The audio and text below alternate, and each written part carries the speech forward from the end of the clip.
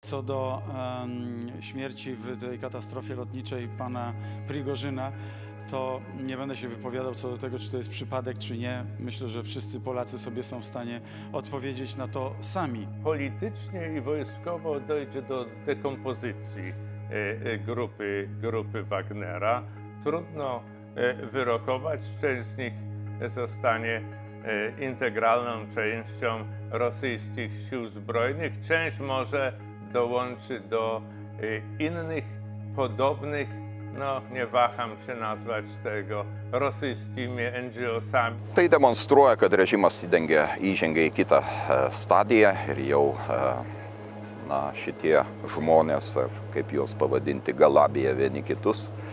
Bet tikrai neturėtume galvoti, kad štai ši Prigožino mirtis jau leidžia mums jaustis ramiau arba kad ji kažkokiu būdu gerina saugumo situaciją. Be jokios abejonės Wagner formuotės yra toliau ten, kur jos yra. Jos tikrai puoselėja ne pačius kilniausius ir gražiausius tikslus ir vienas iš tų tikslų yra toliau destabilizuoti situaciją regione, mėginti organizuoti provokacijas. Prigožino mirtis, jeigu ji iš tikrųjų bus patvirtinta, keičia mažai ką. Todėl mūsų užduotis, mūsų šventa prievolė yra saugoti mūsų sienų saugumą, nes šiandien tai yra svarbiausia.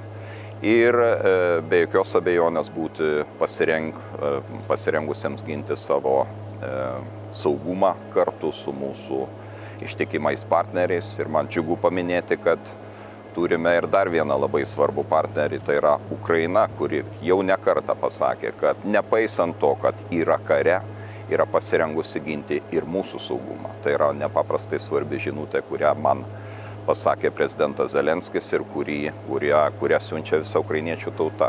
Tai yra itin svarbu. Noch immer ist unklar, was genau passiert ist, weil natürlich auf offizielle russische Verlautbarung kein Verlass ist.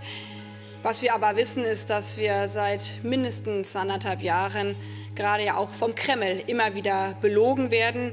Und daher ist es kein Zufall, dass die ganze Welt sofort auch jetzt auf den Kreml schaut, wenn ein in Ungnade gefallener Ex-Vertrauter Putins plötzlich sprichwörtlich vom Himmel fällt, 2 Monate nachdem er einen Aufstand probte.